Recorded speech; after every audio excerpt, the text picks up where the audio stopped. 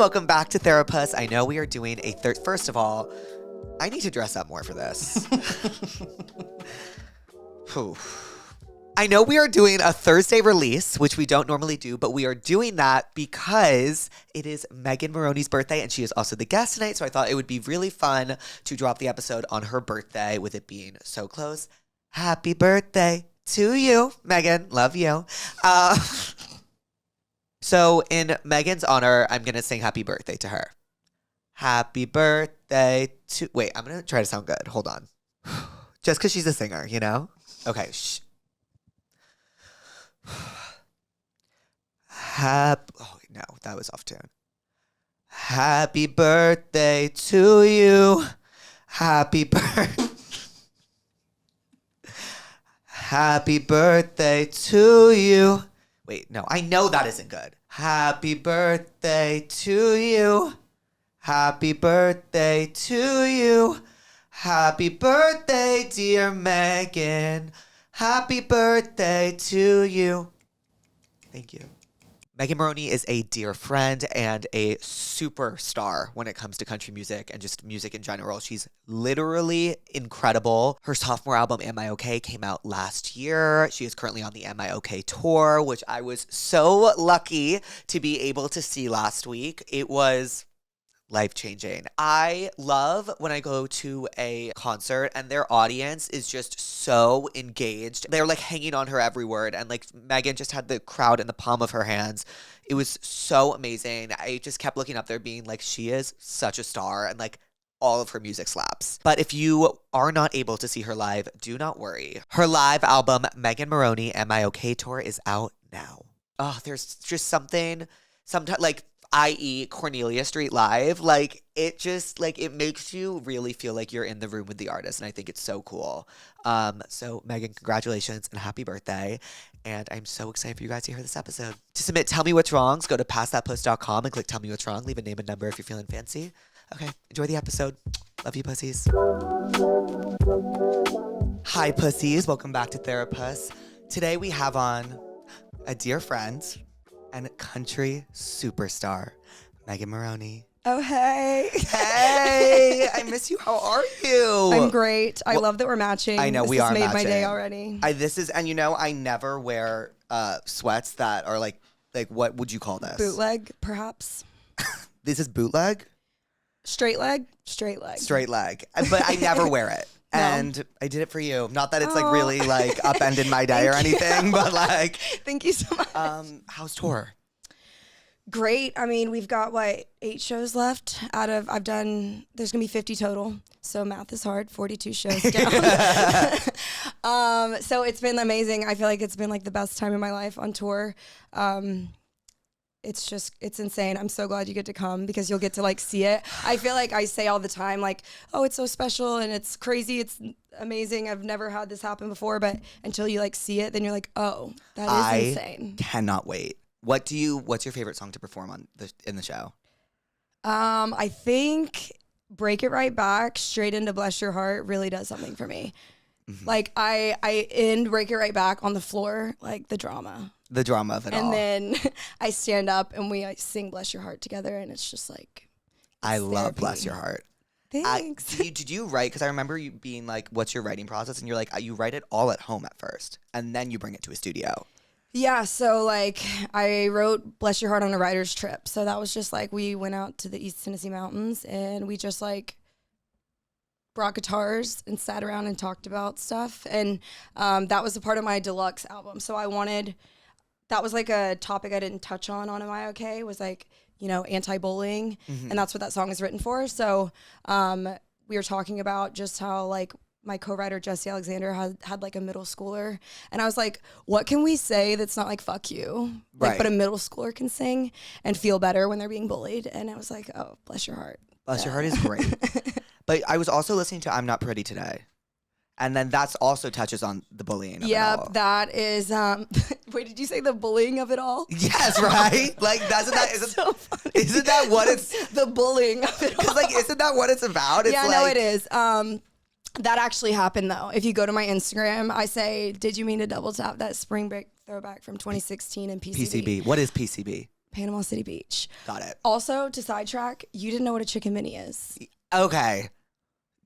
It's the backbone of my happiness. What is a chicken mini? Mini? What is that? It's Chick-fil-A's best breakfast item. Is that when I FaceTimed you after we went out in Nashville and you were eating that miniature breakfast sandwich? Yes. It's like a little chicken biscuit. Okay.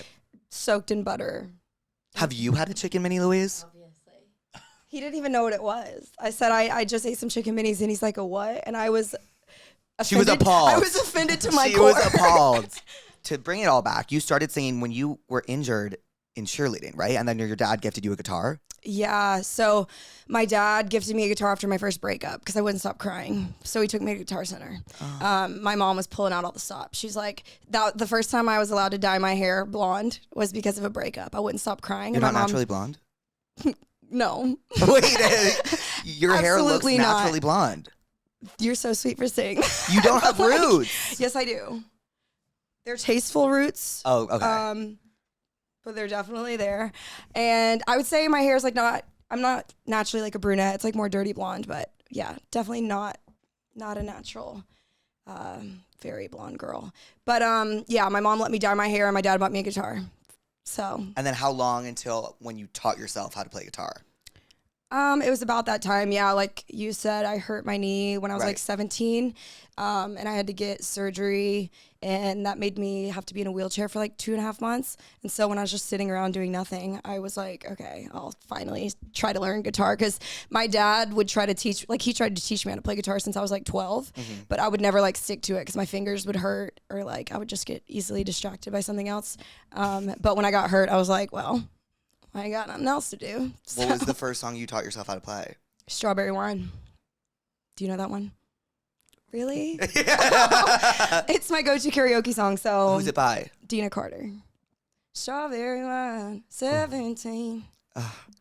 Sometimes I forget when I have a singer on the show and they start singing. I'm like, oh, I forget.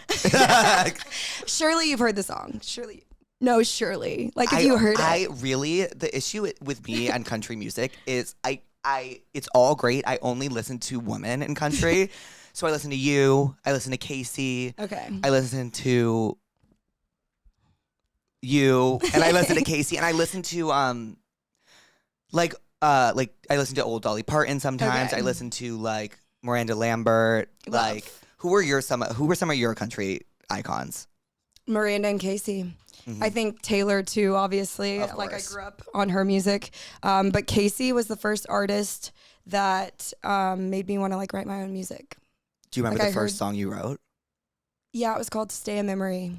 It was a fuck you song. Imagine that. Yeah. Stay in Memory and Don't Come Back was like the hook. But yeah, I listened to Same Trailer, Different Park for the first time. And I was like, she is so clever. And so like, how does she put those feelings into words? And then it rhymes and it's so clever and funny. And that's when I was like, I'm going to try to write a song.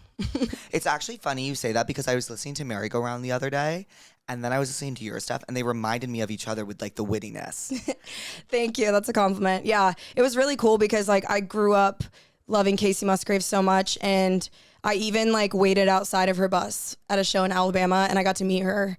And then we shared a dressing room at the CMA Awards last year. Do you tell her, like, I literally waited outside your bus? Oh, she knows. Like, like when I met her too, I wasn't expecting, like, because it's like she was performing and like award shows are just stressful. Like I wasn't even expecting her to like take the time to take a picture with me or anything. Right. Because like the CMAs put us together. Like she could have been like, girl. Yeah. Like, remember when you stalked me outside of my bus? Like, yeah. Now I have to share a dressing room with this girl. But she was like so kind and sweet and was like, thanks for all the nice things you always say about me. And took the time to like get pictures and was just really sweet. And I just love her. Yeah. She's everything. Yeah. Do you listen to Deeper Well? Yes. I love Deeper Well. Architect. So good. So good. Witty song. Witty song. Yeah. It's one of those things where it's like, she has so many songs where I'm like, oh, I wish I wrote that. Do you, what song are you like most proud of in your discography with your wordplay? Wordplay. I really love the bridge where I say I'll see you next Tuesday at the bar. I love that because it's just funny to me. I had explained to my parents what that was and why that was clever. You're like, it's cunt. Yeah. It's like, I'm calling them a cunt. Yeah. So that, but then also my song Sleep on My Side. I listened to that today. I sleep on my side and you sleep with everyone. I'm like, I did that. Yeah, I did that. Yeah. Have you started writing your new album? Oh yeah, it's done being written and I'm listening to mixes now. So that's all I listen to right now is myself. And then I go and I play a show and it's more of myself. I'm like, yay. October 9th, right? That's when your live album comes out? The live album comes out October 9th. Right by my birthday. Oh my gosh, when's your birthday? 27th, you're the 9th, right? Okay, I love that for us. Yeah. So maybe our little trip is our birthday trip. I invited myself on vacation, by the way, just so everybody knows.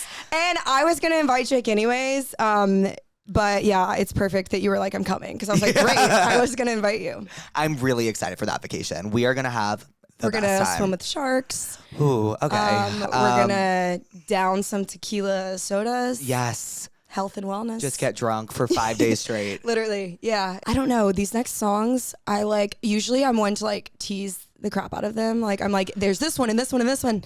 And I'm just like, I can't give away too much yet because I'm like the most proud of this next album of all of my stuff. From what I've heard, from what you've played me, so good. I mean, you know, when you played me blank, I can't, but like she played me this one song and I listened to it every single, it's amazing. Thanks. Yeah, I'm obsessed with that one. I feel like that one really is like bar for bar.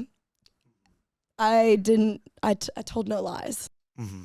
I feel like writing for me is so therapeutic because like I can write that song and now it's like done, you know, like I have nothing else to feel in that situation because I wrote it and now that's a song that was like, you know, lived inside me and now it's like, that's for everyone else to enjoy now. Do you usually write your songs in like one session or do you like, did that song take, like, what are you, like, your...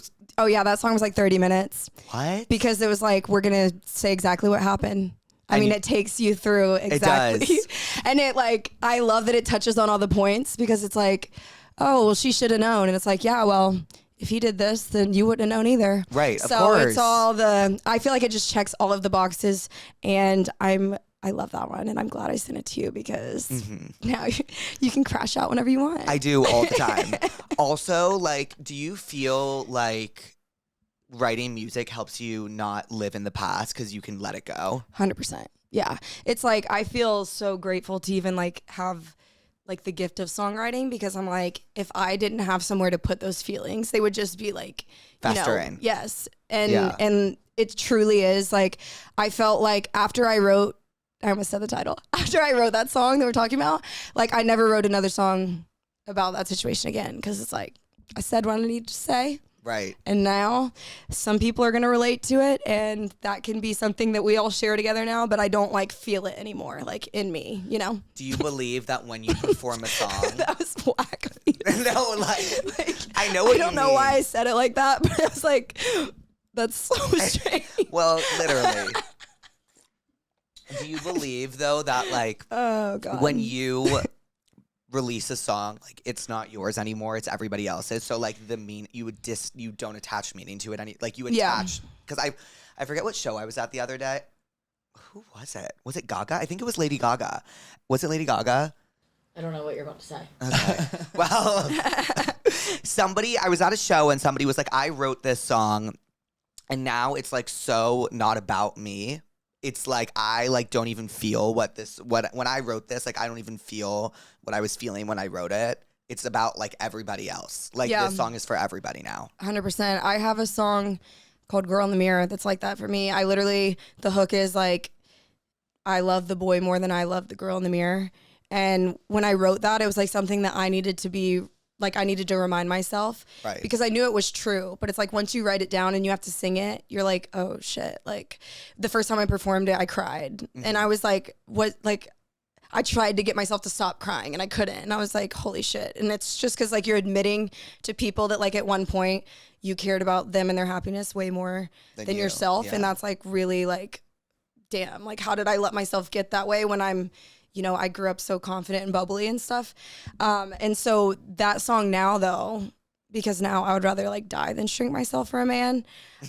It's more so like there's so much strength in it because these girls that I see sobbing to it, like I'm up there singing it with confidence and it's empowering because I'm like, I don't feel this way anymore. And I know you feel this way right now, but like one day if you choose yourself, like you're not going to be in that situation. At what age did you think you're like, okay, like I choose myself? Like 6 months ago. Are you serious? No, but like there's like, I would say like this year is the first year I've really stood on business. You always stand on business. That's not true. Yes, is not it true. is true. Dude, I wrote a song called I Know You. Have you heard that on Am I Okay? Yes. That is like the long distance situationship. Like him and I just like couldn't get away from each other. And like I was not standing on business. But like now I'm like at like a hint of disrespect. I'm like, I'm out. What is like a hint of disrespect for you? Just like the second I feel that I'm not being treated the way I deserve, whether it's like I find out there's like you're lying a little bit or just like not showing up for me in the way that I'm showing up for them or whatever it is, just like any sort of like things that feel off where in my past relationships I've like stuck around and forgave them and heard them out. I'm like, no, fuck you. Wait, but I did want to talk about, because when we got dinner in Nashville, we talked about, you're like, you went to Georgia and you started by like posting covers online with your family, right? Mm-hmm. And girls in your sorority were not nice about it. Yeah, not very supportive. No, I mean there was a few for sure, but for the most part, it was like, oh, this girl like thinks she's gonna be a country singer. She's like, because to be fair, I was playing for tips like at a restaurant, so like I get it. No, I think that's how a lot of people start out. Yeah, I get people doubting though. You know, I'm like, okay, that's fair. Right. That's fair. But yeah, they weren't very nice. And about then, it. And now they like text me and they're like, oh my God, we always believed in you. And I'm like, yeah. Okay. No, you didn't. Thanks. And but you started though, because you had to, you performed at, was it a sorority event? Yeah, it was a philanthropy And Chase event. Rice was in the audience. Mm-hmm. What was that like? And what did you sing? So at the time I wasn't writing my own songs. So I sang Merry Go Round, Mama's Broken Heart, and probably like Wide Open Spaces or something. Mm-hmm. And I opened for John Langston because we didn't have money to pay an opener because we spent all of our money on him. So I did it for free. And then Chase was there and he was like, you know, like, I really like your voice. Why don't you come open for me at the Georgia Theater next month? Like first of 3.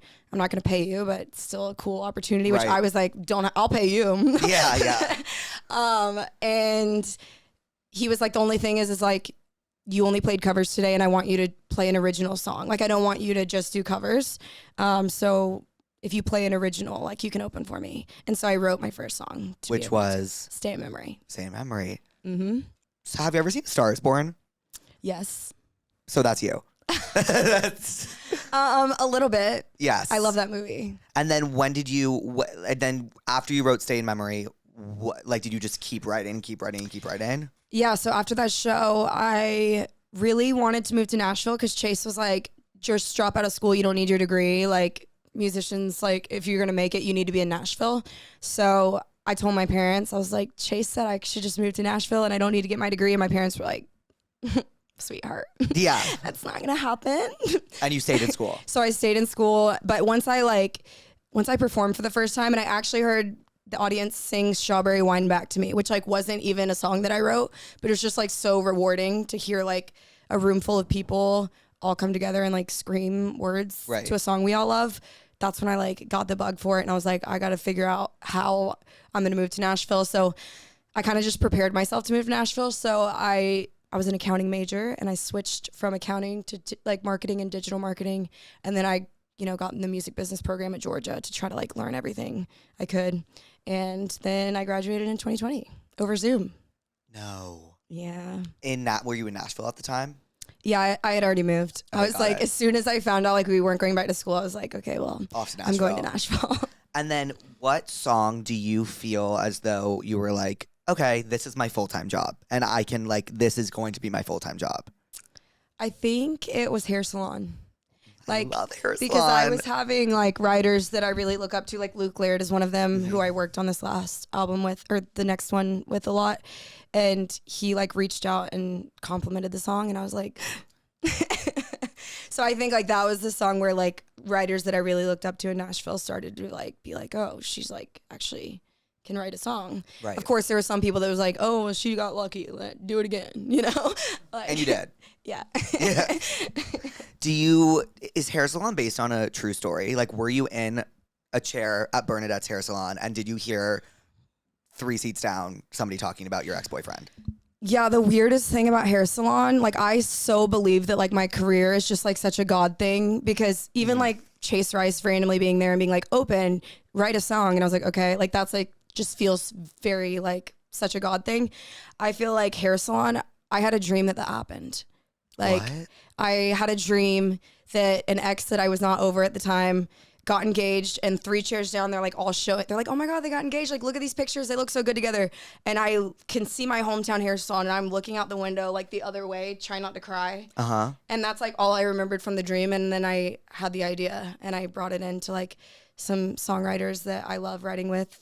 And we like wrote it, and it was like, That it's is just so weird, fate. you know? That is so fate. It's like, I would have never, because that didn't actually happen to me, and I write about things that happened to me. Like I had to dream it for that to like even be a thing, you know? It's Right. crazy. Did you call Bernadette? Were you like, Oh, Bernadette is like, she's got a framed picture of me in her salon. I have it like signed out to Bernadette. Yeah, she comes to my shows whenever I'm in Georgia because she lives there. But Is Georgia your favorite city to play?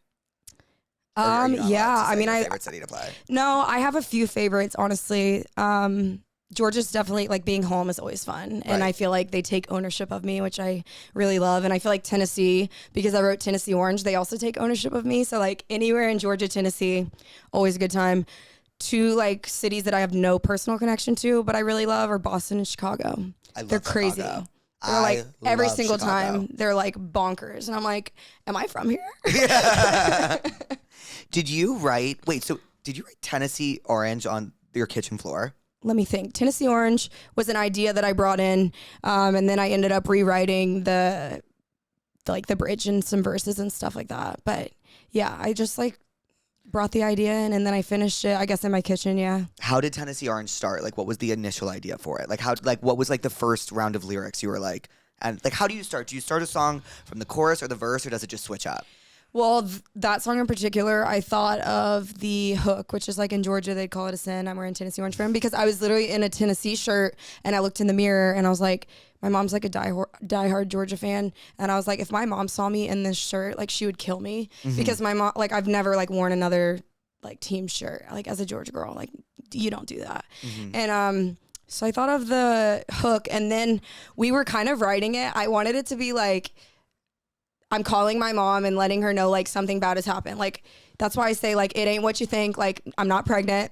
I'm still writing songs. I'm not quitting music. You know what I mean? Right. Like I think like that's in my brain how we were gonna structure the song was like, Mom, I'm calling. You're gonna freak out. Yeah. And then it kind of just came naturally. I mean, I wanted to like make some Tennessee references. So like Athens and Neyland are in the second verse, and then Rocky Tops in the bridge. And then the day before I recorded the song, we added I Still Want the Dogs to Win, because I was like, so good. because I was like, how my Georgia people are going to be so pissed off. And that line saved me a lot, but there's still some Georgia people that are like, she needs her diploma revoked. I'm No like, oh, way. shit. Like, Yeah. and they say it seriously? Yeah. When you released that, were people that you knew from college like, how could you? I think a few of them, but I like the most, if you understand like SEC rivalry, it's like, oh damn, she really likes him if she's gonna like switch like teams to Is like, Tennessee versus Georgia a big rivalry? yeah. Understood. Mm-hmm. And when you perform that song in Tennessee, is it like somebody is getting like possessed? Yeah, Yeah. 100%. Except for when I say I still want the dogs to win, I get booed there. But then in Athens, that's like the loudest line of the song. So, Right. Yeah. I am so excited to see that song live. I know, it's going to be so What's fun. the capacity at the Greek? The Greek is 5,900. So you're doing 10,000 people. Wow. Are you Yeehaw. excited? Yeah, it's going to be so fun. Are you kidding? I cannot wait. I can't wait to like see you at the show. Like, where are you going to stand? We need to like plan it out because I need like Jake's reaction. I know, like, should he come up for him? Am I okay? What would I do? Just jump up and down. Yes. There's confetti and stuff. Yes. I am. Oh my God. I'm so excited to see it all live. Like you know what we need to talk about? Sun chips.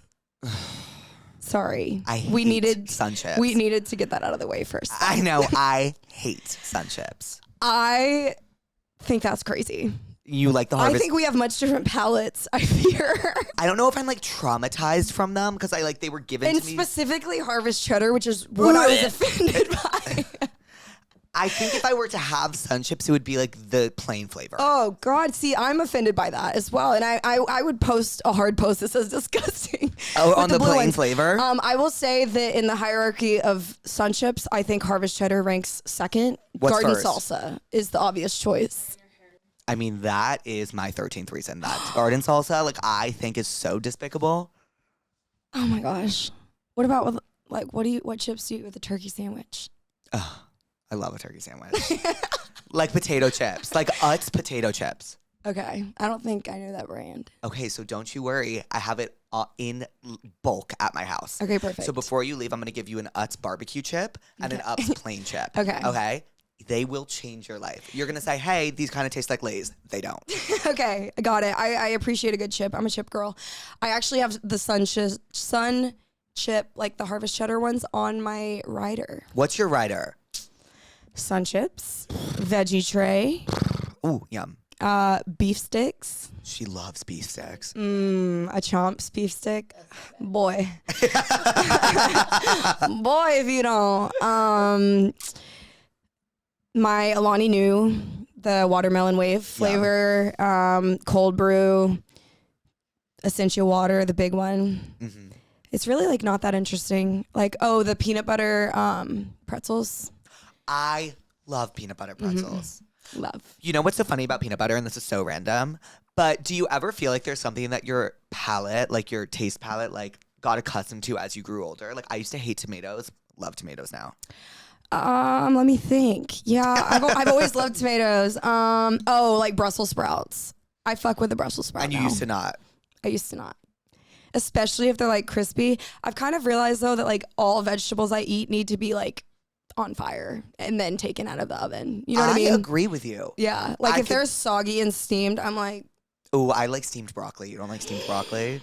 Like covered in salt? It needs to be like black, like the edges, and then I eat the edges first. Oh, okay. Do you cook? No. Okay, right. No. Flaw. Right. No, that's not a flaw. It's one of my cons. What do you think your cons are? Inability to cook. Never being home. Or like, is this just in general as a human being? Yeah, just in general. I would say, so I'm not dirty, but I'm messy. So like I'm not going to leave food or anything out, but like when I get dressed, my mom called it Hurricane Megan growing up. It's just like the thought of putting things back where they belong doesn't even cross my mind. Because you're just like... and it becomes a tomorrow problem. Because it's just like, it's left. Yeah. It's and left, like, it's you didn't home. make the cut. You're on the ground now. Yes. And you're next to the shoes and I know exactly where you are, but you're not getting attention today. I mean, there's been sometimes like if I'm like dating a guy and he comes over without like warning and then I'm like, whoa, don't go in my room. Right, because it's a hot mess. Yeah. You have performed now with Tate, who I adore, twice now. And like, tell me how that friendship started and everything. I just love her so much. She's so much fun and like the sweetest and she's so talented. Like I could go on and on. But yeah, so last year I guess we've been like following each other on Instagram for a while. I've obviously been a fan of hers for a while. I didn't know she knew who I was for a second, but we were Instagram friends and then she was like, I'm playing in Nashville. Do you want to like do Tennessee Orange? I can't remember how it went, but we did Tennessee Orange at that like amphitheater. And then this year again, she was playing Bridgestone and I happened to be home that day, which is like really rare because it was a Thursday and usually I have shows Thursday to Saturday.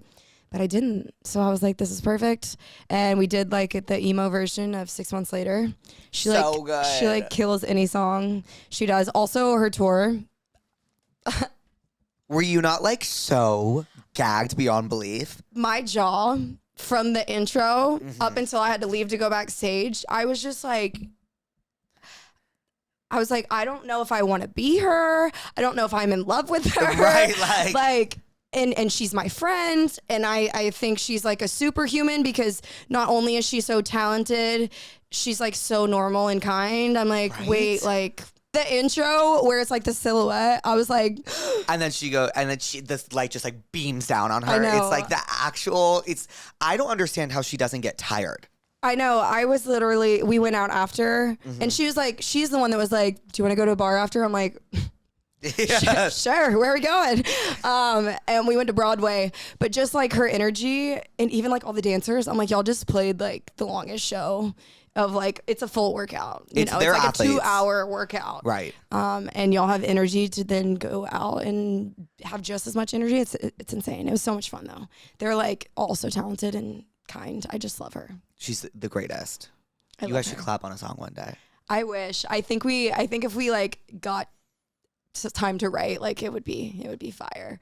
It would You probably have to do her it. new song, the tit for tat. Oh my god. Sickening. I know. Sickening. We've had it on repeat in my green room. Like that's the only thing we listen to. People like, or my openers are probably like, oh my god, does she know any other songs? I'm like, no. I listened to it for the first time in the car the other day. Hits. She ate. She ate. I love her. Okay, I think I do need you guys to write a song together, actually. The Yeah, more I would think love about that. it. I also like told her too, because she's so young. Like Right. I'm 27. Isn't she like 22? 22, yeah. Yeah. I was just like telling her, I'm like, you do like such a good job of handling everything. Like you're such a superstar. And I Right. feel like I'm at the perfect age right now to be dealing with all of this. But if I course. was your age, I don't know if I'd be handling it as well. So I was like, good job, Tate. You're killing it, sister. Like she should be proud of herself. So are you about to enter your Saturn return? Or do you feel like you've already entered it? What does that mean? A Saturn return is I know like, Casey says it, but I just sing along.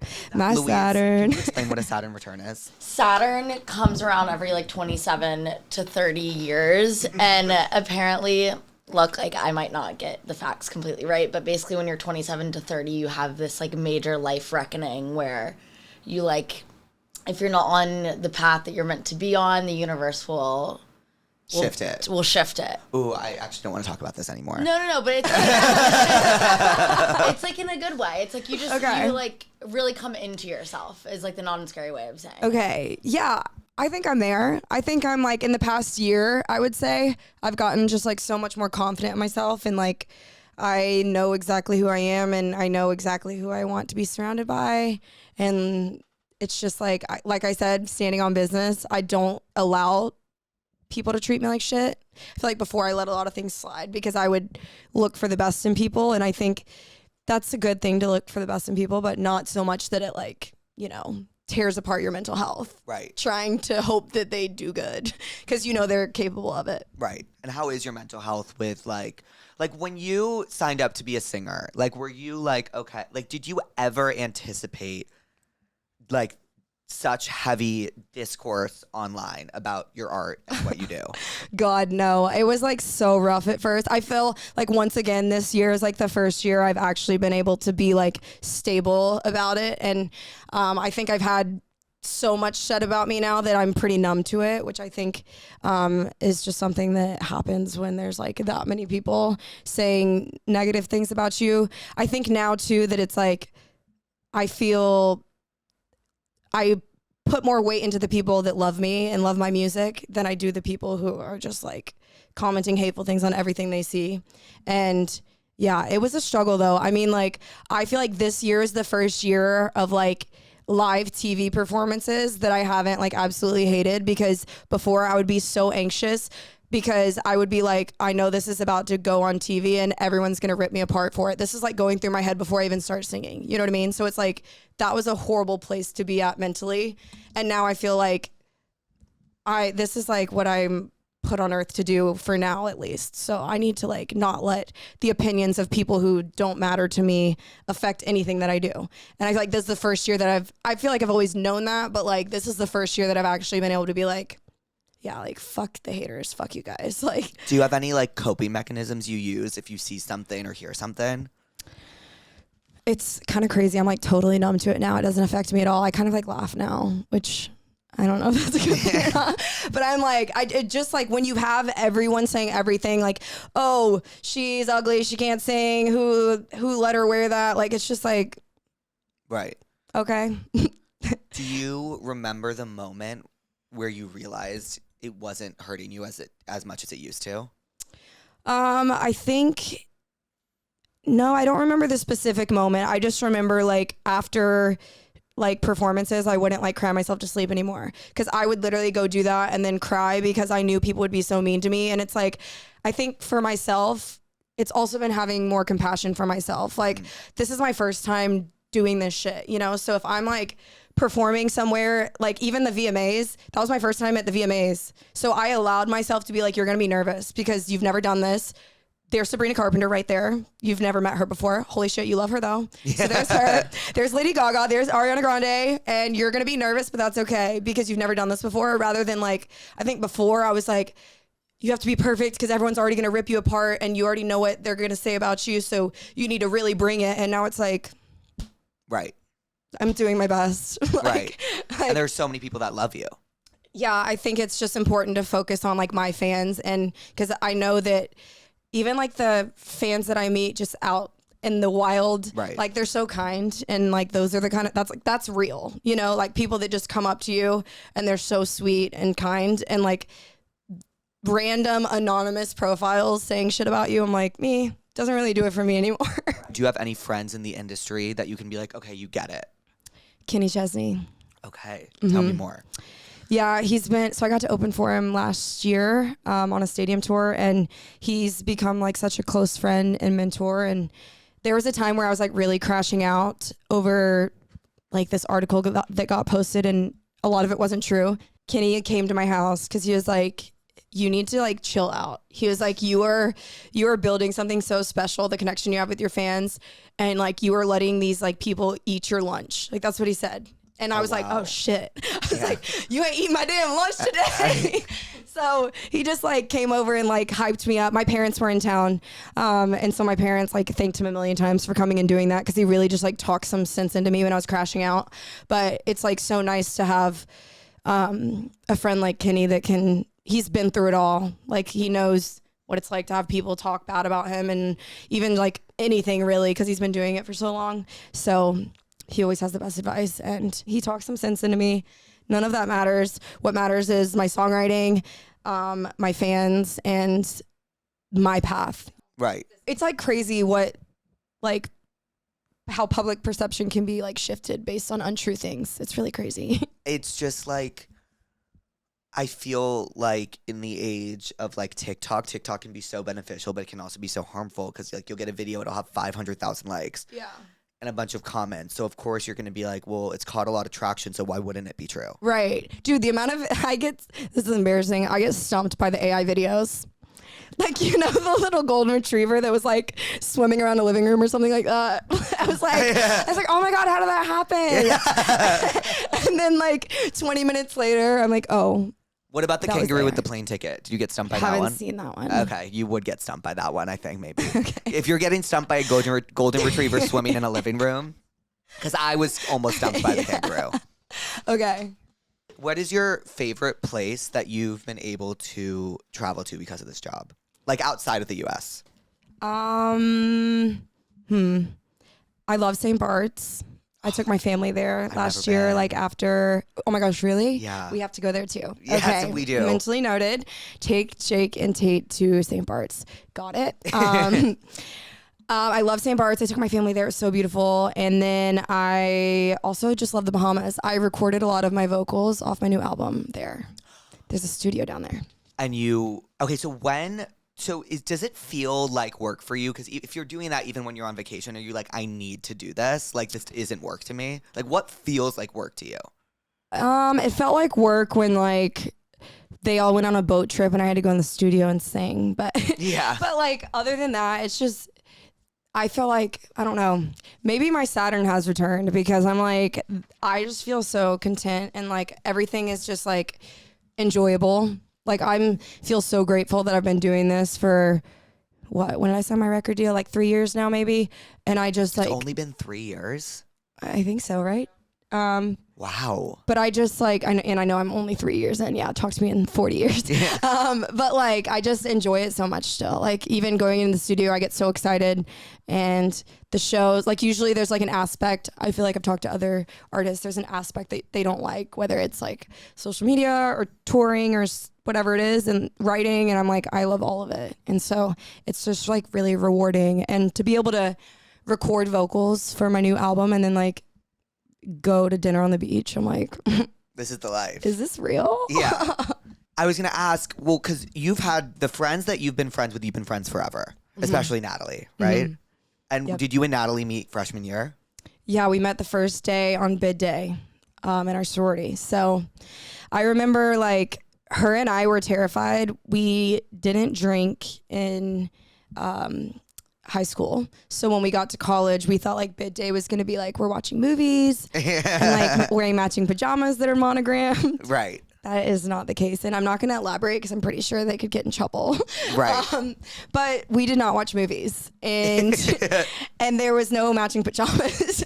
But so her and I were kind of just a little scared. Like we both went into college with boyfriends too. So like, you know, going around to all the frats and stuff, I was like, I'm being a loyal girlfriend. Right, right. And yeah, so her and I bonded pretty quickly. We became like immediately best friends. We actually, our first social we were really going outside the box by attending a social with a fraternity. And on the way home from Party City, I remember it was like America themed or something. We got rear-ended by someone. Like we were in the same car together and we got rear-ended and it pushed us into another car. So it was like a 3-car accident. Oh my God. Like the first time that we've spent like a lot of time together, you know? Yeah. So waiting on the cop and stuff, we had to like go to Steak and Shake. And we were at Steak and Shake for like 4 hours together. And then my brother came and like got her bumper off of her car. So then she met my brother. Like it was very much like after that day specifically too, we were like besties. Like no one, if they couldn't find Natalie, they were like, they asked me. And if they couldn't find me, they'd be like, well, it's Natalie. And you guys lived together for the rest of college? Mm-hmm. And then you guys started pursuing social media though together, right? Yeah, that was in college.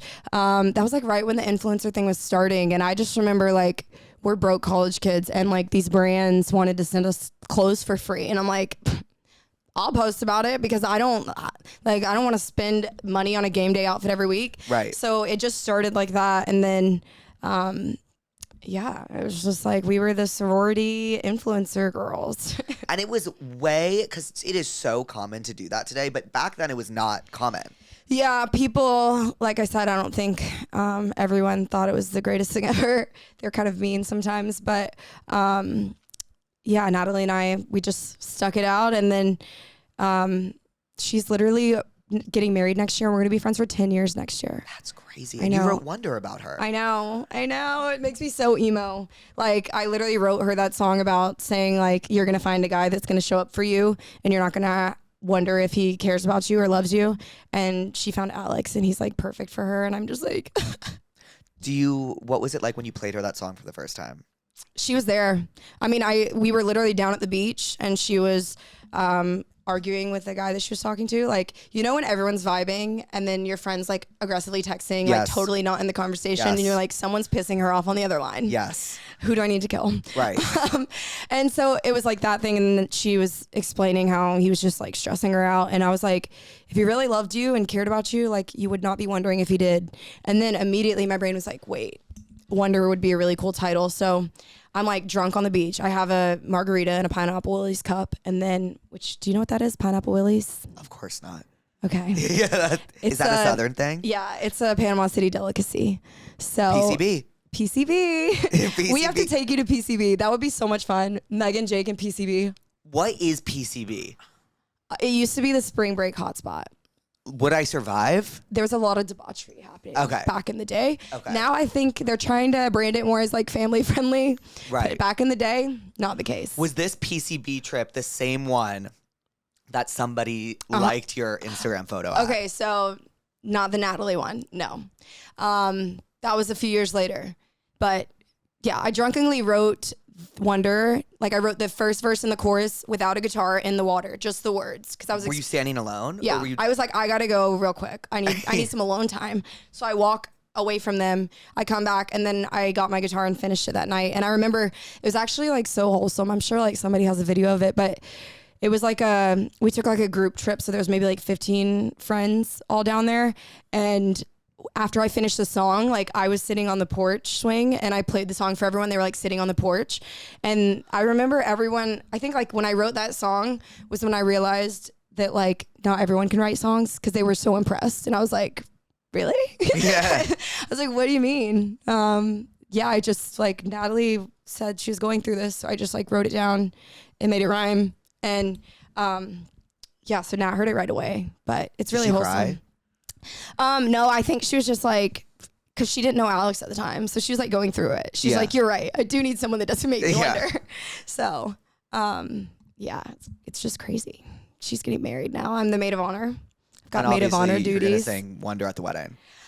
I told them I would sing if they wanted me to. I don't know exactly what I'm going to sing, but maybe Wonder. Yeah, that makes a lot of sense. Even though like most of the song is like, it's like, is it weird to sing a song about her ex at their wedding? I don't know. No, because it's about finding someone that doesn't make her feel that way. And maybe I'll change up the words a little bit to make it more personal to them. Yeah, but I love Alex so much. He's great. The best. He's great. He came we out call with him us. community boyfriend. Yeah. Like when I haven't had boyfriends on Valentine's Day, he'll like, for me and Kelly, he like shows up with like balloons and like chocolate and stuff just because he knows we don't have boyfriends. I'm like, so sweet. That's really like, nice. He's just like very thoughtful. And like anytime, like I remember when I first signed my record deal, he like took all of us out to dinner. Like just, he's like the best.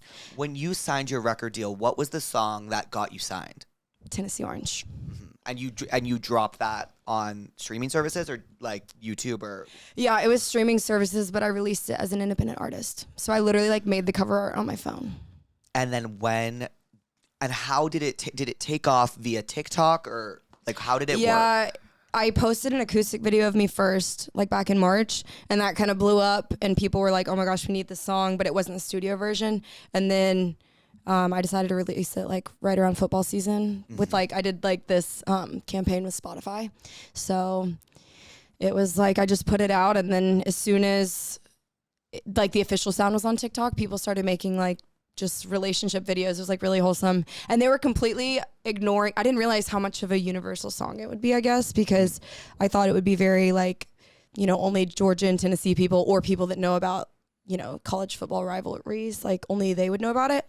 But they were using the part of the song that was like, I met somebody, like he ain't from where we're from, but he feels like home. Like that's the part of the song that they cared about more than Tennessee Orange, which I thought was interesting. And I get asked a lot, like, how do you like replicate something like that? And I'm like, I don't think you can. I think it's like, it's so random. Like, I'm like, I don't know why they loved that so much. You weren't expecting it to do what it did at all. No.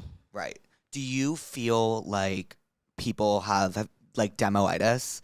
Like when you perform a song, when you play it like a song, like on, well, you know, obviously like an acoustic of whatever, and then people want it to sound exactly like that, or when you debut a song live? I will say I'm very careful of not doing that to my fans. If I'm going to tease it, then I make it very similar to what is recorded, because it's like, I don't want them to get attached to something that's like not done. Right. I think maybe in the past I would have posted like true demos, but nowadays, I mean, I don't really tease music like I used to anymore. Like, especially, like I said, with this new album, like I'm so precious about all of it. I'm like, I kind of need everyone to listen to it like all at the same time. And I don't want there to be too many surprises, but my fans do know there's a song called Wedding Dress coming out. The chorus goes on to say, like, I'm going to miss him in a wedding dress. Like, don't let me miss him in a wedding dress. Just let me get over him. Like, by the time I get married. Yeah. Because you know you're not getting married to him. Are you able to talk about like a timeline of the new album or no? No. Okay, cool. The live album. The live album's out October 9th. October 9th, and nobody knows that yet. But the live album was literally not planned. It wasn't in my deal. I got like halfway through the tour and I was like, oh my God, it's ending soon. Like this era is ending soon and I need to remember it. So I fortunately have the best team ever, and they just like were like, okay, I guess we'll like get everything mixed and together. And so it was like very last minute, but I'm like very attached to this era. So I needed it to be like a whole live thing, and once you come to the show, you'll understand why it's necessary. But I was listening to mixes like late last night, and it really puts you like back in the show, and it's like, I don't know, I guess maybe like break it right back. I think and honestly, maybe even third time's the charm. I think you feel more of the emotions when I sing it live than in a studio, just because like in a studio it's just way different. But I'm excited. I think too, it's just like I call the MILK tour group therapy, because there's so many different kinds of songs. Like, you're crying over No Caller ID, Don't You Get Tired of Hurting Me, and then you're like, you sing Lucky and you're like, oh, we're getting drunk tonight, woo. And then Bless Your Heart, you're like screaming at the people who bullied you. And then The Girls, you're singing it with your friends, and it's just like, it's an experience. And so that's why I was like, before this era ends, I have to get the whole thing recorded and just put out. And so I'm literally like announcing it the night before that it's coming out, and then it'll come out on my birthday, just because I'm like, I'm obsessed with you guys. Oh, that's gonna be awesome. I'm emotionally attached to the color blue and the MILK era. So. Okay, so I was about to say, so the Lucky era was green, right? Green and gold. Green and gold. This era was just hues of blue. What can you say? What colors you're thinking of for your next era? No, I can't. I don't want to give any hints. My fans have already picked up on stuff. But I will say, like, I don't want to toot my own horn. It's my best work. Yeah. Let me see. Let me see. Like, I hate to toot my own horn, but toot motherfucking toot. Yeah, toot it. Literally toot it. Okay, are you ready for the front and back? Is this the cover? Yeah. Wait, oh my God. The right is the front, obviously. Shut up. Iconic. This is your best album cover. This is amazing. Thank you. Okay, I'm sweating so now. obviously I'm going to the track list. Sorry, I'm looking at the track list. Sorry. Okay. What is your, out of the list, say your favorite title. We can just bleep it out. Wait, I'm sorry. I was not expecting that. Oh, you saw what I was know you not saw. expecting that. My jaw just dropped. Yeah. Please Surprise. play it for me. I will. For your new album, what do you feel like is the most different from the MILK era in terms of like the themes?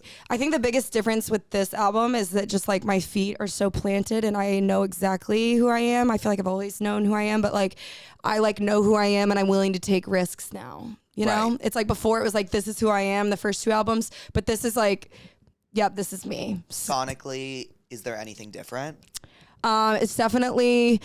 It's actually interesting because some of the songs like could definitely get played on pop radio. Really? Like it's straight up country pop, which is exciting. Like we used sounds I've never used in albums before, and I told my producer. I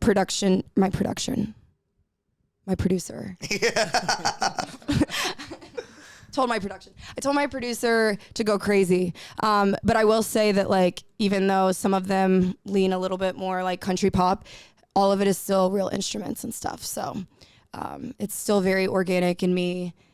But then again, there's like the most country song I've ever, I'm ever going to release. What makes a song like the most country? Like what elements of a song to you are like, this is traditional country? I think it's just like they're traditional melodies, and when you hear it, you'll understand. But like in that song I'm talking about, that's super traditional, the chorus starts lower than the verses. Okay. It's like da na na na na na na na. You know what I mean? Right. So it's like just structured way different than like a country pop song on the album. You know what I mean? Right. So I do think there's like a little bit of everything. Do you see yourself like ever genre shifting?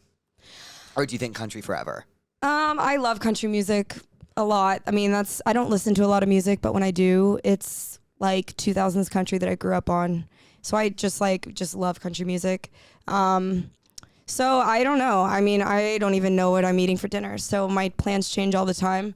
But I do think like, yeah, for the foreseeable future, it'll be country. But you'll notice like on this next album, there's definitely some stuff that's like that never would have been on Lucky or MILK, So I think that's exciting, and it's just very like me. Like I don't think it even is a genre. You know what I mean? Right. Like When you were talking about like traditional country melodies, was melodies something that came to you, like creating a melody for a song? Is that something that came to you very naturally, or was that something you had to learn? very naturally. I was telling my dad recently, like, I don't even remember learning how to sing harmonies, but I just know them. You know what I mean? Like, it just, in my head, makes sense. And I think it's because he had me listen to a lot of Eagles growing up. Do you have any like North Stars bucket list moments that you really want to get done in the next few years? Ooh, bucket list moments. I want to play Bridgestone Arena. That's Nashville. Like 2 nights, probably. And what else do I want to do? I want to meet Taylor Swift. Oh, like as a songwriter though, like what do you see that Taylor Swift does that the general public would never catch? Like that you're like, oh, that is so cool that she's able to do that. Everything. Yeah. I just think like she's so thoughtful, and that means a lot as an artist. Even like I'm learning, you know what I mean? If you really like put the fans first and put your work first. Right. Like Tortured Poets, that album got me through some shit. But Daddy, I Love Him is one of my favorite songs of all time by her. Smallest Man Who Ever Lived is one of my favorite all times. Like it's up there with All Too Well 10-minute version. Is All Too Well 10-minute version your favorite? Because it's the longest. Yeah. I'm like, I need as much healing as I can get, Taylor. That came out when I was in college, and I just remember like literally driving around campus with Brett blasting it. I was impressed with how quickly I memorized the whole song. Me too. It's because you want to know what it is, and I feel the same way about your music. Is you're telling a story. So when you're telling a story, you can remember the beginning, the middle, and the end, and you Right. know how to get there. So then it kind of just comes naturally to you. She's a legend. I really want to meet her. So okay, that was the bucket list. Yeah. We went on our Taylor Swift tangent. Okay, are you ready for the Tell Me What's Wrongs? I'm so ready. Okay. I was so honored when you told me you actually listened to this show. Duh. It gets me through cardio. I hate cardio so much. So it like allows me to dissociate and not just stare at the timer. Are there any other podcasts you listen to? No. I mean, like, not really. I feel like because we're friends too, I'm like, you make me laugh so much. I was literally telling Jada, like, on the way here, like, there have been days where I've been having a bad day and I literally go and just look at your reenactment videos. I need to do those They're more. so fucking funny. I need Like, to do them more. And that's why I'm like, you're such like a light to people because it's so funny and like you're not even trying that hard to be funny. And it really is like allows you to just like dissociate for a second and be happy. I love you. I love you. That made my day. Again. My boyfriend constantly forgets important things going on in my life, such as anniversaries, friends' birthdays, and even job interviews. I've told him it makes me feel invalidated, and he doesn't seem to fix it. And don't just say break up. He's great besides this. When I say dump, you say his ass. Dump, His ass. dump. His ass. Yeah, because I do think that those kind of things are coachable too. You know, like if you're just refusing to acknowledge anniversaries and shit, it's just like that's a you problem. Like sure, maybe you forgot once, but like if you say that it bothers you and it hurts your feelings, it's not that hard to like make a note. Do you feel like it's deeper than that? Like if a guy's forgetting things like that, like do you think it like goes deeper than just like the surface level forgetting of it all? Like he's not listening to you? Yeah, I think that just comes off as he doesn't care that much about your feelings. What song of yours would you tell her to listen to? Would you prescribe her? Wait, what could you read it? What's she saying he's doing again? She's saying he forgets anniversaries, job interviews, friends' birthdays, and she doesn't want to break up with him because she says he's amazing besides this. Oh, Man on the Moon. I don't know, just dump him.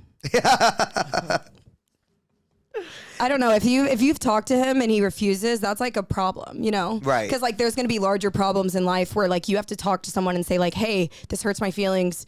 And if doesn't even like try to be better at it, then it's like, Right, maybe he's that's not not your listening to person you at all. because he doesn't care. Right. Which is like, it bothered them enough to write into a podcast about Right. it. So like, But like, yeah, they just seem to be making excuses maybe. yeah. Sorry, Man on the Moon. Hey, you saw me put another man on the moon. My brother-in-law consistently flirts with me. My whole side of the family, really, but mostly me. My husband doesn't ever seem to mind, and I didn't really either, but now it's getting on my nerves. I know he's joking, but I also think he's kind of not. Ideas on how to approach this without being overshadowed. Skip Thanksgiving. Yeah. That's really odd. I've not ever had an experience like that. So, does the sister know, do we think? If it doesn't bother the sister, then maybe you're overthinking it. But maybe the brother-in-law is single. Wait, brother-in-law? Her husband's brother is flirting with her. I thought, I'm not sure what I thought. Okay, her husband's brother. Yeah. Is he single?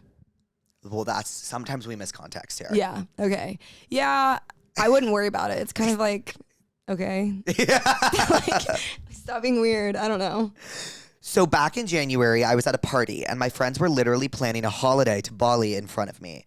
After the party, I said something and was like, I'd love to go to Bali. Fast track to a week ago, I saw on my friend's private Snap story that they're all on a plane to Bali without me. So they're not your friends. Yeah, they're not your friends. And like to leave you on the private Snap story, fake. Right? Like that's crazy. Yeah. Well, have you ever had news broken to you via social media like that before where you've been like, Yeah, but I don't take things that personally. And I guess it's not happened to a close friend, I would say. Like my Right. real, like solid group of friends wouldn't do that to me. So, right. I guess like when I was younger in middle school and stuff, I didn't get invited to parties and Right. stuff like that. And you would find out via. Yeah, find out that everyone had fun without me. And I was like, oh, perfect. But would you even, my thing is like, I used to like go through similar things and it's like, you don't even want to be there if you have to beg to be invited. Yeah. And I always say, yeah, you need better friends. Like my friends, if I wasn't invited to something, there would be like a reasoning behind it or something. You know what I Right. mean? Like it would never be intentional. And that's why I appreciate that about my friend group. Like, you know, if Kelly can come on the road one weekend and like the bus is full, my other friends don't like get mad and they're like, oh, well, you picked Kelly over me. Like, it's not like that. Cause like, you'll just come next time and it's not, nothing's personal, you know? Did you ever go through a period where it was like that and you all learned to be like, No, I think it's just like, what's crazy is in our 10 years of friendship almost, Natalie and I have never been in a fight. what? Never. Never, not We've one. been annoyed with each other. Like, you know, just like we've spent too much time together and we just give each other space. But as far as like, we've never like, we talk about it a lot too. And I think it's because like we respect each other so much. Like the communication's always there. We never like, if anyone feels weird about something, we just talk about it. You know what I mean? Right. Like it's not, and we've never been competitive. So I think that helps too. Like it's a very special thing, I think. And you haven't always had that though, right? Like No, like in high school and I had a good friend, Caitlin, in high school, but like other than her, it was like, yeah, Natalie is like my best friend forever. You know what I would prescribe actually is wonder, because I think wonder can be applied to all relationships, not just romantic. Yes. So like real friends wouldn't make you wonder. Yes, and the girls, because you need some good girlfriends that Yes. bring home the wine. Exactly. When you need a friend, they don't think twice. I've only ever slept with one person before my long-term boyfriend. We've been together for 4 years and I love him more than anything in the world. But I wonder if I should have been more sexually adventurous before getting into this. But I didn't plan this. I just fell in love and would never want anything to change between us. Help. I think that's like a lot of curiosity. I think that if you're like happy and in love, you should probably stick with that, right? But like she's saying like, what if? Like what? Like should I have explored more before this relationship? But Because let I never. me tell you, these streets out here, the grass is not greener. Right. No, I'm just kidding. I guess that's like a personal thing. You don't want to like get married and then wonder once again. Once again. So I guess if your gut is telling you need to go explore, then go explore. But Have you ever seen How also, to if Be you're Single? really in love, though, Right. like, are you really in love then? Well, If you wanna you're- explore? if your love is based in like I'm so lucky and I don't want to let this go, like is that Well, I don't think you can think like that because there's always Right. someone out there that I think, you know, like guys that I thought that I've been in love with. right? It's like happened again, you know. Right. Have you ever been in a relationship and you're like, I'm never ever going to find something like this, and then you finally get out of it and you're like, what could I wish I could have told myself in that moment that I didn't know then. every single one of my breakups. I like crash out. Did you see the TikTok I posted where like my eyes are swollen? No. Like, it was like, what do you mean he drained the life out of you? And then you swipe and it's like, you know, my eyes are swollen, okay. my like nose is red. And everyone's like, oh my God, like 5 years ago, that was so crazy. I'm like, girl, this was like 3 months ago. Yeah. So yeah, like every single time I get my heart so broken, but you move on, you know, like I think I'm an emotional person though. Like I'm attached to the color blue. So like I could get my heart broken by a dude too, you know. What is it about blue that you love so much? Like, am I okay? Like the era, you know what I mean? Yes, yeah. Like I'm emotional about the color blue. Got it. So it's like I'm just an emotional human being in general. Right. So like I feel things deeply. So even if it wasn't that serious, I'm like, right. My heart. Do you know anything about star signs? No. Okay, because I'd love to know your rising and your moon, because I know you're a Libra, which means you're unproblematic and that's why I'm like, you don't fight with your friends. That does check out. Yeah. Like, you're just very like, all is good. Yeah. You know what I would prescribe this person is the movie How to Be Single. Because she's like so happy. I think it's Dakota Johnson. She's so happy in her relationship. But she's like, I want to explore. And then she breaks up with her boyfriend and is like, goes explores. Yeah. And I do think if you have the gut feeling, then if y'all are meant to be together, you'll get back together. So maybe you try. Do you believe everything happens for a reason? 100%. Yeah. Mm-hmm. I feel like we have to tell ourselves that or else we'd go insane. Right. And there's just been too many things that have happened where I'm like. Okay, I was going to say, was there something that happened and it was so horrible at the time and then you're like, you look at it now and you're like, oh my God, thank God. Everything happens for a reason or else I wouldn't be here. Yeah. I mean, I got my heart broken really bad my junior year. And so I started writing songs my freshman year, but by my junior year, heartbroken horribly. And then I had the dream about hair salon, and then I wrote that, and I was like pretty heartbroken throughout that like whole process.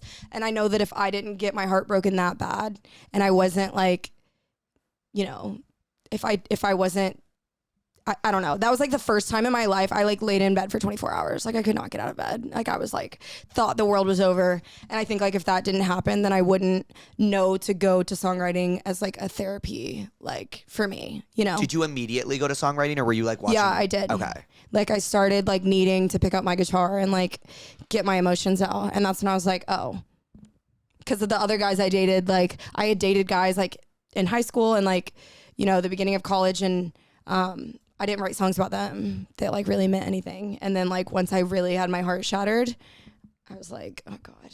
Have you ever had somebody that you've written a song about reach out to you and be like, hey? Yeah.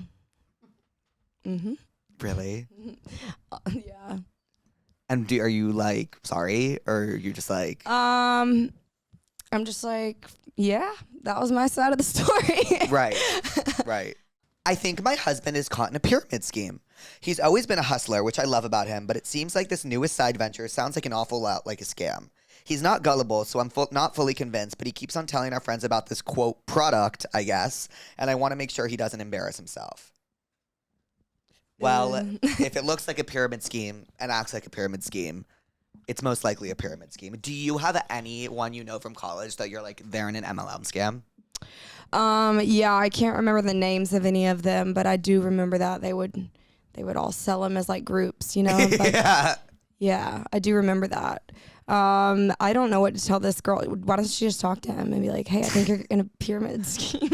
Right? Maybe honesty is the best policy, but like come with receipts because he's obviously like, if you're in a pyramid scheme, like you are sold a dream and a lie, and like he is going to defend that pyramid scheme until the day he dies. So you need to come. Are pyramid schemes harmful though? Okay, so actually, it's so funny you say that. I think the issue with a pyramid scheme, so I think it's called a pyramid scheme because it's like you'll never be able to get to the top. Okay. So like you will start You're here selling, you like sell and recruit and sell and recruit and sell and recruit and sell and recruit until you're like building a pyramid, and it's all only helping the main person in charge of the scheme. Okay. Yeah. Am I right? Well, Amazing. yeah. I would say, I mean, if he makes decent money doing it and he's happy, like, what are you going to say to it? Maybe let him live his pyramid scheme dreams. Maybe, you know? maybe scare him and be like, you could go to jail. Ooh, yeah. Right? Yeah. And like then what? Like the police called earlier. Right. And they're asking around about this pyramid scheme. I caught my boyfriend of almost 1 year taking pictures of me in my sleep. He is literally great and never does anything wrong. Jake, what do I even do? This isn't normal, right? Was it because you looked cute, do you think? That's what I'm wondering now, too. Like, do you think he's like, oh my God, you look so Or adorable? was he like... Right, I feel like I'm going to be an optimist here and go with Yeah. the fact that he thinks you're really adorable when you sleep, and maybe for your birthday is making a collage of you sleeping. That's really optimistic. A bit delusional, but maybe it's possible. Yeah. Right. My first gut was like, oh, maybe he thinks she's cute. But obviously, if she feels weird about it, Well, maybe- a woman's gut is never wrong. yeah, So obviously, maybe something is amiss maybe he has like a fetish of some sort for sleeping. for sleeping. I'm still living in my college town 2 years after graduating. Tons of people are moving out, and I'm struggling with feeling stuck and deeply lonely. Tips. If you can, try to leave, I would say. Just anywhere, even like what's the closest city that's like sort of near there, I guess. I do think that feeling is very valid. Even by the time I was a senior in Athens, like, what are you? Are you like 22 at that age? 22, yeah. There was like 17-year-olds with fake IDs making out in the corner. I was like, I gotta go. That I need to leave here. If you could bottle it up and give it to someone, is torture. Yeah. Like when you were a senior in college and you look at all the freshmen coming in being like, and they're so like bright-eyed, and you're just like, it's time. yeah, it's time to go. Time has expired. Yeah. So I would say if you can, try to plan to make moves. Yeah. What was your favorite part about Athens? Honestly, I just loved going to the University of Georgia. It's very family like there's American whiskey in New York. I tried to get you to come that day. Didn't you go on a date? Yeah, I did. Okay. I did go on a date, and I had something that day, and I was like, I was so. It rained, so it was not even a vibe anyway. It rained, So but we I were, like, really wanted to drinking, and watch I was the game like, with you. Ugh. Yeah, but anyways, like American whiskey is in New York, but like a lot of those people went to Georgia, and it's just like everyone's so kind, and it's like if you're a bulldog, they like claim you, and it's like very, I don't know, the camaraderie I think is really cool, and I just loved Athens. I mean, it's like a music city, and there's also like 87 bars downtown or something like that. Wait, I went to Athens. We have to get you to Athens. Wait, I went there, and I When? sat my ass on the bull. On the bulldog. Yes. Wait, I think I saw that picture Yes. of you. When was that? Oh, It was- did you play in Athens? Yes, I played in Athens, and they were so polite and lovely there, and we got great smoothies there. Oh yeah. We went to the It's smoothie. just like the perfect college campus. No, that was Indiana. No, I was about to say, I think I got. What did we get to eat there? It was all that was like Louise's whole. She was just like showing me around because she's from Georgia. Love. Oh yeah, I got merch. I dressed up like a frat guy. Oh, cute. Like Yes. the little collared stripe Yes. shirt. Yeah. Oh, The my God. uniform. Yes, Did you get some New Balances? I should have worn New Balances. I think the man I'm dating might be a criminal, like on some secret Breaking Bad stuff. He sneaks out. Have you seen Breaking Bad? No. You have to. It's amazing. Okay, It's okay. amazing. He sneaks away constantly, is always on the phone with someone, and it does not sound like he may be having an affair. Like the talk is all serious. I still don't know exactly what he does for work as well. What do I do? Run. Yeah, that's given like the biggest red flag of them all. Right. Yeah, I think something sketchy's going on. And like, if you feel like you can't even ask him, then like that's not good either. And yeah, if it's sketchy, I once had a it seems friend. sketchy. It's probably sketchy. I once had a friend. I hope she lets me tell the story. And she woke up in the middle of the night with her ex-boyfriend, and he was like getting up and like going through the room, pulled out a gun in the drawer and ran outside. And she was like, and then she woke up and he was there, and she was like, "Hey, so what happened last night?" And he said, "What are you talking about?" Oh, men. Men. Evil, Stress. satanic. I just found out through my parents that for the first 8 years of my life, I was raised in a cult. They waited until my 24th birthday to tell me this. I feel like I'm being told I was adopted. I can't go into much detail about anything, but I'm struggling with this recontextualization of my childhood. Help. And you know what? I'm just going to stop you right there. I am not qualified to help you. Really come to terms with the fact that you lived in a cult. I am so sorry. And I think that is cause for like actual therapy, not Yeah, therapists. real therapy. And are you out of it? Like, are you safe? No, she's for Like, sure out of the cult. Okay. She's for sure out of the cult. Okay. I'm fascinated by cults. Sorry. Yeah. I'm so insensitive. I'm sorry, but I am. I really am. I really, really, really am. Like you said, you watch documentaries. Like, have you ever watched a cult documentary? I'm so sorry, but The have you ever dancing watched one? what? The dancing one?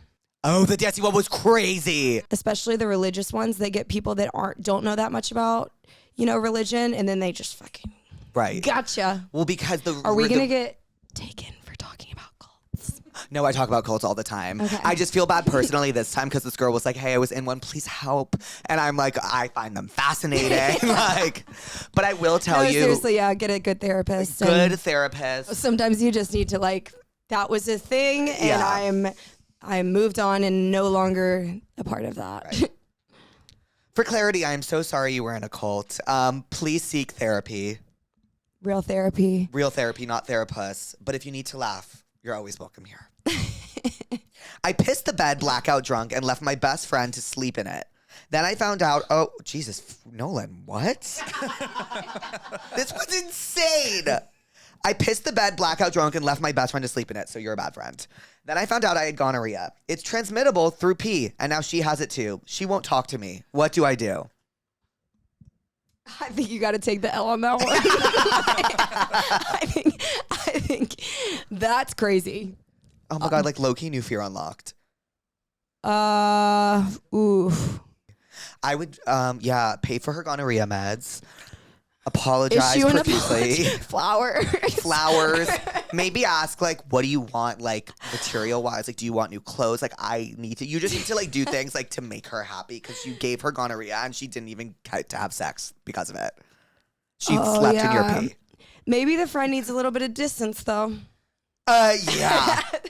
So to the other friend's point, maybe just some time away from each other for a little bit, and then maybe you can reconvene once everyone's all cleared up. If my friend gave me gonorrhea just by peeing the bed drunk and me it's on sleeping in it. site. Also, why are you leaving?